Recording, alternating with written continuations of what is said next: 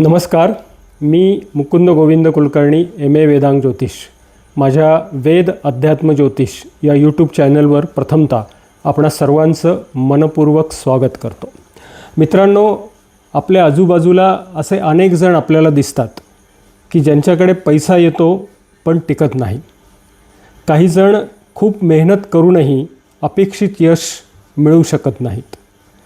तर काहींच्या घरात सतत वाद असतात, अशांतता असते आणि नकारात्मक वातावरण देखील असतं.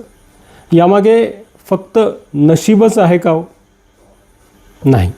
बऱ्याच जणांना वाटतं की माझं नशीब असं आहे, पण तसं नसतं. नशिबाला दोष देता कामा नये. आपल्या दैनंदिन जीवनातील काही सवयी याला कारण असू शकतात. वास्तू, अध्यात्म आणि ज्योतिषशास्त्राच्या पारंपरिक मान्यतेनुसार अशा काही गोष्टी सांगितल्या आहेत ज्या श्रद्धेनुसार धनयोगाला, त्याचप्रमाणे घरातील सकारात्मक वातावरण वाढवण्यासाठी मदत करू शकतात. आजच्या या व्हिडिओमध्ये आपण अशा महत्त्वाच्या गोष्टी बघणार आहोत की त्या गोष्टी आपल्याला उत्तम धनयोग प्राप्त करून देतीलच, परंतु घरातलं वातावरण सकारात्मक करतील, आपल्या श्रद्धेला बलवान करतील आणि आपल्या मनातल्या सर्व इच्छा देखील पूर्ण होऊ शकते. त्या अगोदर आपणा सर्वांना विनंती आहे की माझ्या या चॅनलला जर आपण अजून सबस्क्राईब केलं नसेल तर कृपया सबस्क्राईब करा. त्याचप्रमाणे शेअर करा आणि कमेंट्स करा. चला बघूया. आपली जी वास्तू असते त्या वास्तूमध्ये आपल्या जीवनातला बराचसा काळ आपण आपल्या वास्तूत खरा म्हणजे घालवत असतो. त्यामुळे आपली वास्तू आपल्याला सगळ्याच दृष्टीने महत्त्वपूर्ण असते. वैचारिकदृष्ट्या, त्याचप्रमाणे आध्यात्मिकदृष्ट्या, त्याचप्रमाणे आपल्या संपूर्ण कार्याच्या यशाच्या दृष्टिकोनातून आपल्या वास्तूचा सहभाग हा अत्यंत महत्त्वपूर्ण असतो. त्यामुळे या वास्तूच्या दृष्टीने आपल्याला काही महत्त्वाच्या गोष्टी या ठिकाणी समजून घ्याव्या लागतील. आपल्या वास्तूमध्ये जी पूर्व दिशा असते, जी उत्तर दिशा असते, म्हणजे पूर्व, उत्तर आणि उपदिशा असलेली ईशान्य दिशा, या 3 महत्त्वाच्या दिशांकडे आपल्याला थोडं लक्ष द्यावं लागेल. कारण या दिशांमध्येच खऱ्या अर्थाने एक प्रकारची सकारात्मकता दडलेली आहे आणि ही सकारात्मकता आपल्याला वास्तूमध्ये ऊर्जेच्या स्वरूपात प्राप्त झाली पाहिजे. त्या दृष्टीने या दिशांमध्ये नेमकं काय ठेवलं पाहिजे आणि काय केलं पाहिजे हे आपण समजून घेऊया. खरं म्हणजे आपण प्रत्येक गोष्ट वेळेवर करण्याचा आपला प्रयत्न असतो किंवा वेळ ही आयुष्यात फार महत्त्वाची असते. त्या वेळेचं प्रतीक असलेलं घड्याळ जे आहे ते घड्याळ आपण वास्तूच्या पूर्व दिशेला किंवा उत्तर दिशेलाच लावलं पाहिजे, याकडे आपण कृपया लक्ष द्या. त्याचप्रमाणे आपलं प्रतिबिंब ज्याच्यात आपण बघतो तो आरसा, जो तरी बाह्य स्वरूप जरी आपल्याला दाखवत असला तरी बऱ्याच वेळा आरशासमोर बसून आपण आपल्या आंतरिक शरीराची देखील पाहणी करतो. म्हणजेच काय की आरशासमोर बसून आपण बऱ्याच वेळा खूप विचारही करतो. तर हे दिसणं आणि हेच एक प्रकारे या प्रयत्नांना यश येण्यासाठी आरसा पण महत्त्वपूर्ण आहे. तर हा आरसा आपल्या घरात पूर्व दिशेला किंबहुना उत्तर दिशेलाच असावा, हे कृपया आपण लक्षात घ्या. त्यानंतर आपली जी तिजोरी आहे, तिजोरी म्हणण्यापेक्षा जिथे आपण पैसा ठेवतो, जिथे आपण आपली महत्त्वाची कागदपत्र ठेवतो किंवा जिथे आपण आपल्या मौल्यवान वस्तू ठेवतो, त्याही आपण उत्तर दिशेकडेच ठेवाव्या. म्हणजे पूर्व, उत्तर आणि ईशान्य या 3 दिशा सकारात्मक कसं कार्य करतात तर या गोष्टी जर त्या ठिकाणी ठेवलेल्या असतील तर. त्यानंतर आपण वळूया घराच्या उंबरठ्याकडे. आता उंबरा ही घराची एक मोठी मर्यादा आहे. मर्यादा याचा अर्थ असा आहे की घरातला संस्कार हा बऱ्याच वेळा कसा आहे, किंबहुना बाहेरून येताना आपण नेमकं घरात काय आणतो किंवा घरातून आपण नेमकं बाहेर काय नेतो, याला एक आगळी वेगळी मर्यादा घालणारा हा उंबरठा खरं म्हणजे संस्काराचं आणि शिस्तीचं प्रतीक आहे. म्हणून पूर्वी असं म्हणत की 7च्या आत घरात, तर हा उंबरठा आपल्याला खूप काही शिकवत असतो. आणि असं म्हणतात धार्मिक मतानुसार या उंबरठ्यावर भगवान विष्णू आणि लक्ष्मी वास करतात. त्यामुळे या उंबरठ्याची स्वच्छता देखील आपल्याला समृद्धतेकडे नेणारी असते. या उंबऱ्याची रोज स्वच्छता ठेवणे, त्याच्यावर रांगोळी काढणे, किंबहुना त्याच्यावर हळदी कुंकू वाहणे, त्याची पूजा करणे, या सगळ्या गोष्टी आपल्याला अत्यंत लाभदायक ठरतात. पण आपण बऱ्याच वेळा काय करतो की या उंबऱ्यावर प्लॅस्टिकचे स्टिकर्स लावतो. तर हे चुकीचं आहे.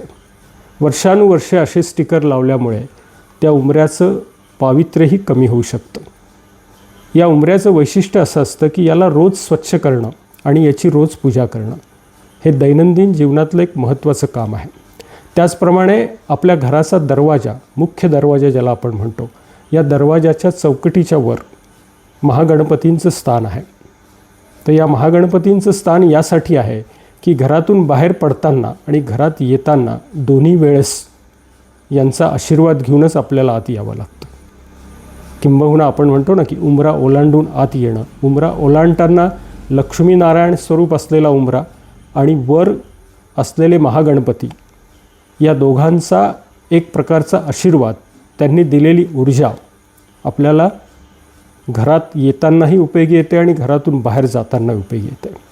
तर हे झालं उंबरठ्याविषयी. त्याचप्रमाणे आपलं जे देवघर आहे ते देवघर शक्यतो आपलं पूर्वेकडे असावं, ईशान्येकडे असावं किंवा उत्तरेकडे असावं. ईशान्य ही देवघराची खरी जागा आहे, पण अडचणी असतात किंबहुना बऱ्याच वेळा घरं छोटी असतात, त्यामुळे थोडंसं पूर्वेकडे किंवा उत्तरेकडे पण चालू शकतं. परंतु ईशान्य दिशेला असेल उपदिशा ही तर अधिक उत्तम.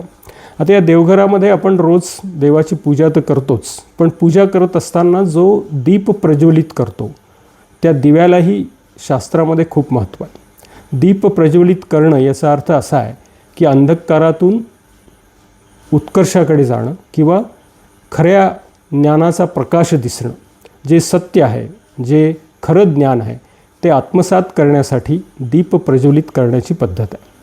तर हे खरं ज्ञान प्राप्त होण्यासाठी किंबहुना सकारात्मकता मिळवण्यासाठी दीपाचं पूजन करण्याचीही आपल्या धर्मामध्ये फार मोठी पद्धत आहे. त्यामुळे कुठल्याही शुभ कार्याची सुरुवात करताना आपण दीप प्रज्वलन करतो. तर हा दीप आपण रोज घरामध्ये लावतो. सकाळी पूजेच्या वेळेस आपण शक्यतो चांगल्या तुपाचा दिवा प्रज्वलित करावा आणि हा देव्हाऱ्याच्या उजव्या बाजूला प्रज्वलित करावा. हा नियम कृपया आपण लक्षात ठेवावा. त्यानंतर देवपूजा तर आपण नित्य करावीच, परंतु याच ईशान्य दिशेला आपण नेहमी एक चांदीच्या भांड्यामध्ये किंवा चांदीच्या गडव्यामध्ये पाणी भरून ठेवावं.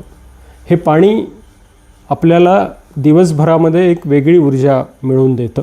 हे पाणी आपण आपल्या पिण्याच्या पाण्यामध्ये टाकू शकता, किंबहुना घरामध्ये शिंपडू शकता, किंबहुना आपल्या झाडांना टाकू शकता. हे रोज जर आपण नित्य केलं, म्हणजे सकाळी पूजेच्या वेळेस पाणी भरून ठेवणे, दुसऱ्या दिवशी ते सगळीकडे टाकणे, तर यामुळे साठलेली एक सकारात्मक ऊर्जा आपल्याला प्राप्त होईल.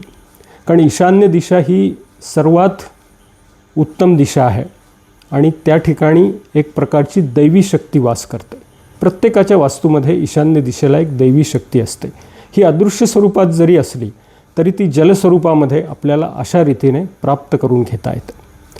त्यानंतर आपण जो दिवा लावतो, हा दिवा आपण सकाळी देवासमोर लावतो आणि संध्याकाळी देखील लावतो, ज्याला सायंकाळचा दिवा म्हणतात. तर हा दिवा नेमका कधी लावावा?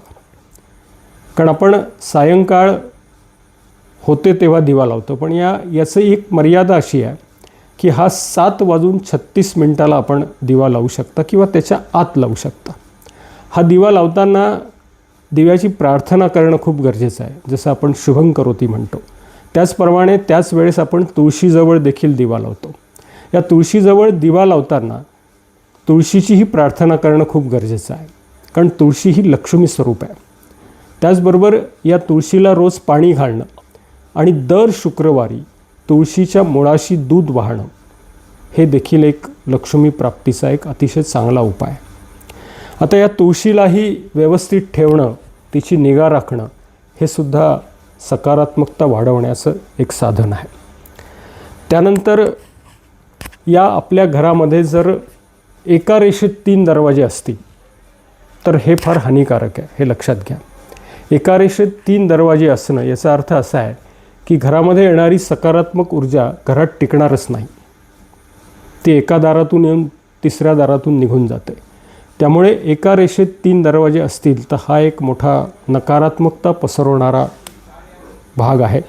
त्यामुळे एक दरवाजा थोडासा बाजूला सरकून घ्यावा, किंबहुना मधल्या दरवाजामध्ये एक जाड पडदा लावावा, जेणेकरून हा दोष कमी होईल. आता ज्योतिषशास्त्रानुसार जर बघितलं तर कालपुरुषाची जी कुंडली असते त्या कालपुरुषाच्या कुंडलीमधलं जे द्वितीय स्थान आहे आणि दशमस्थान म्हणजे आर्थिक स्थितीचं स्थान, दशमस्थान म्हणजे कर्माचं स्थान आणि लाभस्थान म्हणजे इच्छापूर्ती किंवा लाभाचं स्थान, ही 3 स्थानं कालपुरुषाच्या कुंडलीमध्ये नैसर्गिक कारक या 3 स्थानाचे ग्रह कोण आहेत, तर तो आहे सूर्य म्हणजेच रवी, गुरु आणि शनी. तर या 3 ग्रहांचं प्रतीक म्हणून आपल्या घरामध्ये काहीतरी दैनंदिन सेवा या 3 ग्रहांच्या संदर्भामध्ये झाली पाहिजे. त्यामध्ये सर्वात महत्त्वाची सेवा आहे की भगवान सूर्यनारायणाला आपण रोज सकाळी अर्घ्य द्यावं, त्याची 12 नावं घ्यावीत, त्याला नमस्कार करावा, एक सकारात्मकता आपल्या घरामध्ये सतत नांदे. त्यानंतर गुरु या ग्रहाची सेवा करण्यासाठी आपण घरामध्ये सर्वजण एकत्र बसून संध्याकाळी सकाळी जेव्हा आपल्याला जमेल तेव्हा कुठेतरी एक चांगली प्रार्थना आपण रोज नित्यनियमाने म्हणावी. त्यामध्ये मग करुणा त्रिपदी असेल, किंबहुना स्वामी समर्थांचा श्री तारक मंत्र असेल, तर याचं पठण केल्याने एक शक्ती आपल्या सदैव घरामध्ये नांदते आणि ती शक्ती आपल्याला एक वेगळी ऊर्जा देत राहते. त्याचप्रमाणे शनी ग्रह देखील दशमस्थानाचा कारक आहे, लाभस्थानाचाही कारक आहे. तर या शनीची काहीतरी सेवा आपल्या घरामध्ये घडली पाहिजे. तर ही सेवा काय असते, तर भगवान हनुमान हे पंचमुखी स्वरूपात आहेत. यामध्ये बरेचसे विष्णूचे अवतार आहे आणि एक शिवाचा अवतार आहे. खरं म्हणजे मारुती राया हे शिवाचेच अवतार आहे. प्रभू रामचंद्राची भक्ती करता यावी म्हणून भगवान शिवांनी मारुती स्वरूप धारण केलं असं म्हटलं जातं. तर हे मारुतीचं स्वरूप भगवान शिव, भगवान श्रीरामचंद्र आणि भगवान विष्णू यांचे प्रतीक आहेत.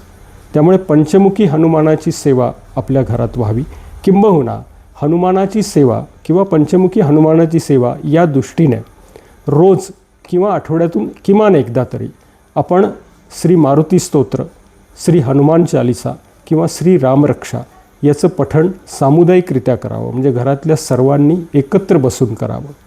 या सगळ्या सेवा जर आपण केल्या, हे सगळे नियम जर आपण बघितले, किंबहुना या नियमात आपलं घर नसेल तर आपण ती सुधारणा करा.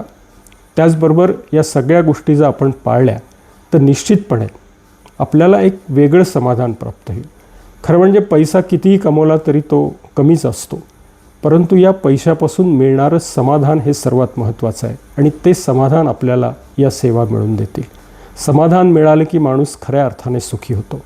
त्यामुळे सुखी होणं, समृद्ध होणं आणि त्याचबरोबर धनवान होणं जर आपल्याला या सगळ्या गोष्टींनी प्राप्त होणार असेल तर या गोष्टी करायला काहीच हरकत नाही. असो, आपण या गोष्टी जरूर कराव्या. परमेश्वर कृपेने आपल्याला अनेक लाभ होतील. धन्यवाद. श्री स्वामी समर्थ.